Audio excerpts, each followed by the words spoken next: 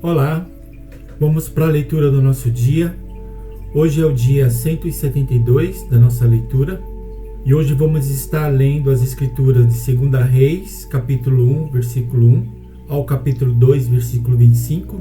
Em seguida vamos ler o livro de Atos, capítulo 13, versículo 42 ao capítulo 14, versículo 7. Em seguida vamos ler o livro de Salmos, capítulo 139, do versículo 1 ao 24.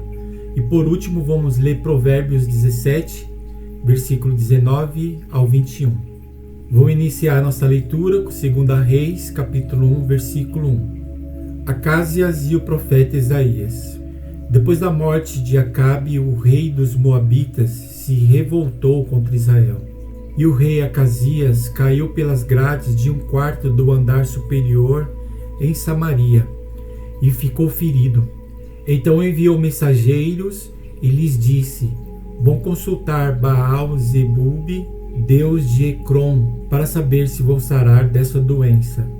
Mas o anjo do Senhor disse a Elias, o tesbita: levante-se, vá encontrar-se com os mensageiros do rei de Samaria e pergunte-lhes: será que não há Deus em Israel para que vocês estejam indo consultar Baal-zebub, deus de Ecrom? Por isso, assim diz o Senhor: da cama em que está deitado você não sairá mais, você certamente morrerá. Então Elias foi embora. Os mensageiros voltaram para o rei e este lhes perguntou: o que houve? Por que voltaram? Eles responderam: um homem veio ao nosso encontro e nos disse que deveríamos voltar para o rei que nos havia mandado e dizer o seguinte: assim diz o Senhor: será que não há Deus em Israel para que você esteja mandando consultar Baal-zebub, deus de Ecrom? Portanto, da cama em que está deitado você não sairá mais, você certamente morrerá. Então o rei perguntou: qual era a aparência do homem que veio ao encontro de vocês e falou tais palavras? Eles responderam: era um homem vestido de pelos, com um cinto de couro na cintura. Então o rei disse: é Elias, o tesbita. Então o rei enviou um capitão de 50 com seus 50 soldados em busca de Elias. O capitão subiu o monte em cujo topo Elias estava sentado e lhe disse: homem de Deus, o rei está ordenando que você desça daí. Mas Elias respondeu ao capitão de 50: se eu sou homem de Deus, que desça fogo do céu e consuma você e os seus 50 soldados. Então desceu fogo do céu e consumiu o capitão e os seus 50 soldados. O rei enviou outro capitão de 50 com seus 50 soldados. Ele subiu o monte e disse a Elias: homem de Deus, o rei está ordenando que você desça daí imediatamente. Elias respondeu: se eu sou homem de Deus, que desça fogo do céu e consuma você e os seus 50 soldados. Então fogo do céu desceu do céu e consumiu o capitão e os seus 50 soldados. O rei enviou um terceiro capitão de 50 com os seus 50 soldados. Este terceiro capitão de 50 subiu o monte, pôs-se de joelhos diante de Elias e lhe suplicou: homem de Deus, peço por favor que a minha vida e a vida destes seus servos, os 50 soldados, seja preciosa aos seus olhos, porque desceu o fogo do céu e consumiu aqueles dois primeiros capitães de 50 com seus 50 soldados. Agora, porém, que a minha vida seja preciosa aos seus olhos. Então o anjo do Senhor disse a Elias: desça com este, não tenha medo. Ele se levantou, desceu com ele e se apresentou ao rei. Elias disse ao rei: assim diz o Senhor: por que você enviou mensageiros para consultar Baal-zebub, deus de Ecrom? É porque não há Deus em Israel cuja palavra se possa consultar? Portanto, da cama em que você está deitado, você não sairá mais, você certamente morrerá. E assim, Acasias morreu, segundo a palavra do Senhor, anunciada por Elias. E Jorão, irmão de Acasias, começou a reinar em seu lugar, no segundo ano do reinado de Jeroão, filho de Josafá. rei de Judá. Isto porque Acasias não tinha filhos. Então Elias disse a Eliseu: fique aqui, porque o Senhor me enviou a Jericó. Mas Eliseu disse: tão certo como vive o Senhor e como você vive, não deixarei ir sozinho. E assim foram a Jericó. Então os discípulos dos profetas que estavam em Jericó se aproximaram de Eliseu e lhe perguntaram: você sabia que hoje o Senhor levará o seu mestre, elevando-o por sobre a cabeça? Ele respondeu: sim, também eu já sei, mas não digam nada. Mais uma vez Elias disse a Eliseu: fique aqui, porque o Senhor me enviou ao Jordão. Mas Eliseu disse: tão certo como vive o Senhor e como você vive, não deixarei ir sozinho. E assim os dois foram juntos. 50 homens dos discípulos dos profetas foram e ficaram a certa distância, quando ambos pararam junto ao Jordão. Então Elias pegou o seu manto, enrolou e bateu com ele nas águas. As águas se dividiram para os dois lados e ambos passaram em seco. Elias é levado ao céu. Quando eles tinham passado o Jordão, Elias disse a Eliseu: diga o que você quer que eu faça por você, antes que eu seja levado embora.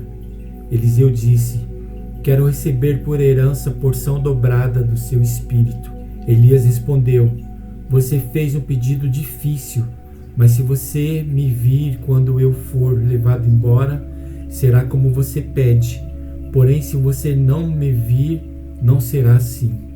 Enquanto iam caminhando e falando, eis que um carro de fogo com cavalos de fogo os separou um do outro, e Elias subiu ao céu num redemoinho. Ao ver isso, Eliseu gritou: meu pai, carros de Israel e cavaleiros. E nunca mais ele viu Elias. E pegando a sua própria roupa, rasgou-a em duas partes. Então levou o manto de Elias, que havia caído, e voltou para a margem do Jordão. Pegou o manto de Elias que havia caído, bateu com ele nas águas e disse: onde está o Senhor, Deus de Elias? Quando ele bateu nas águas, elas se dividiram para os dois lados e Eliseu passou. Os discípulos dos profetas procuram Elias. Os discípulos dos profetas que estavam de fronte em Jericó viram isso e disseram: o espírito de Elias repousa sobre Eliseu. Foram ao encontro de Eliseu e se prostraram diante dele em terra. E disseram a Eliseu: eis que entre os seus servos há 50 homens valentes. Deixa-os ir em procura do seu mestre.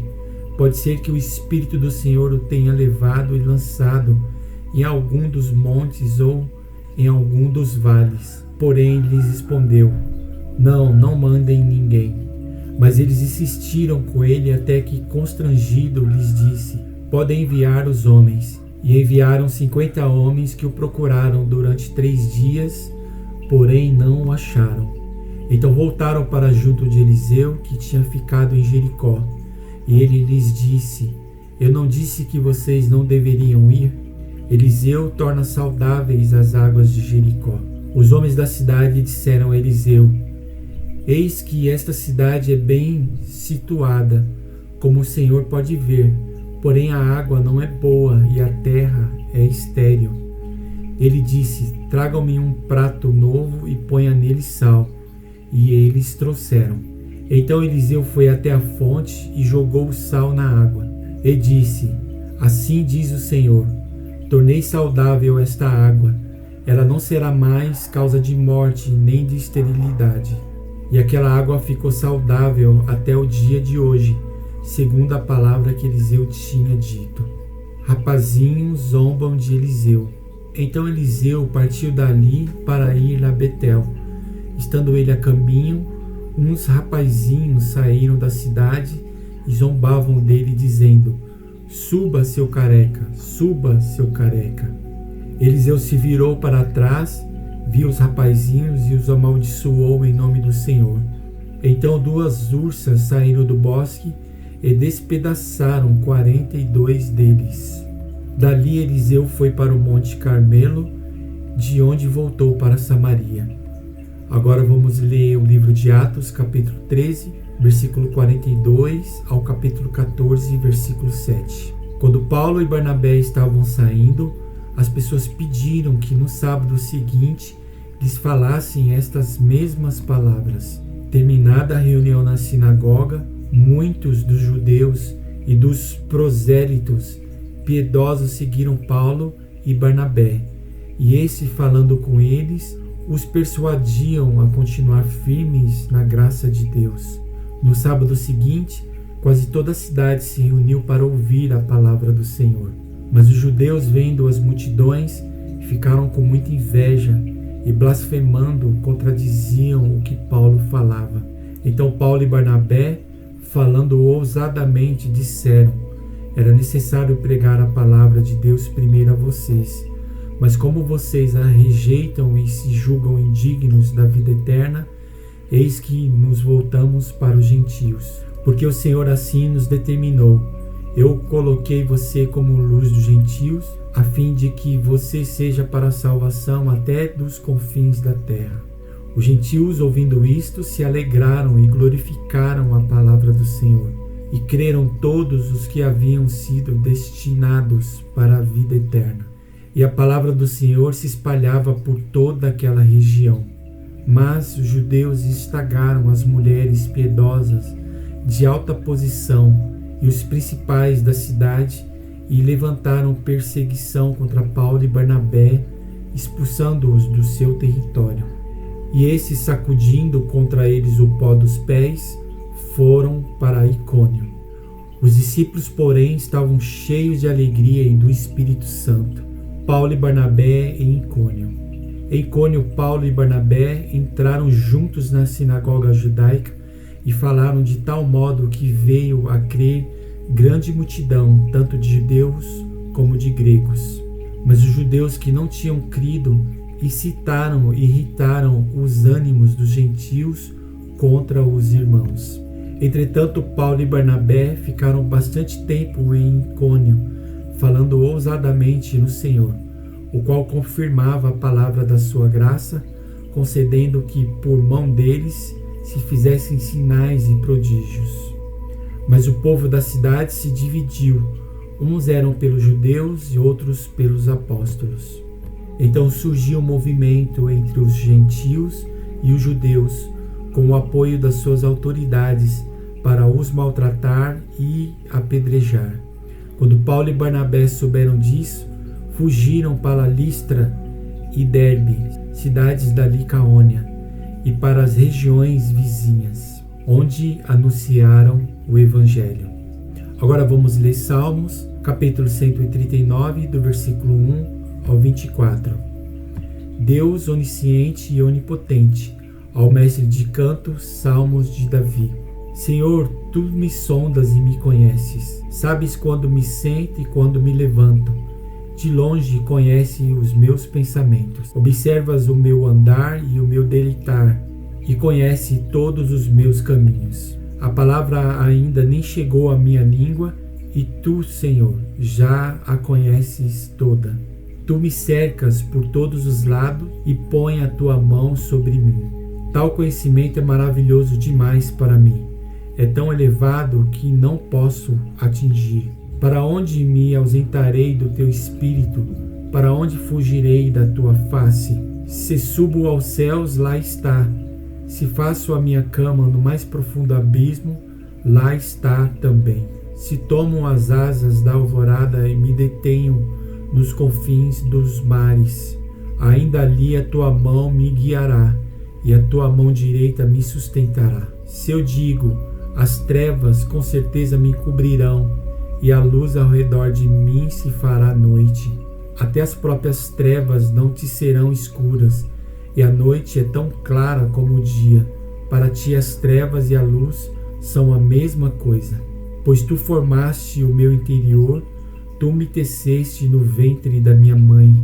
Graças te dou, visto que de modo assombrosamente maravilhoso me formaste. As tuas obras são admiráveis, e a minha alma o sabe muito bem. Os meus ossos não te foram encobertos, quando no oculto fui formado e entretecido como nas profundezas da terra. Os teus olhos viram a minha substância ainda informe, e no teu livro foram escritos todos os meus dias, cada um deles escritos e determinado, quando nenhum deles ainda existia. Que precioso para mim, ó Deus, são os teus pensamentos, e como é grande a soma deles. Se os contasse, seriam mais do que os grãos de areia. Quando acordo, ainda estou contigo. Como eu gostaria, ó Deus, que acabasses com os perversos. Afastem-se, pois, de mim, homens violentos. Eles se rebelam contra ti, como os teus inimigos falam coisas ruins. Acaso não odeio os que te odeiam, Senhor? E não desprezo os que te levantam contra ti? E os detesto com ódio completo. Para mim são inimigos de fato. Sonda-me, ó Deus, e conhece o meu coração. Prova-me e conhece os meus pensamentos. Vê se há em mim algum caminho mau e guia-me pelo caminho eterno.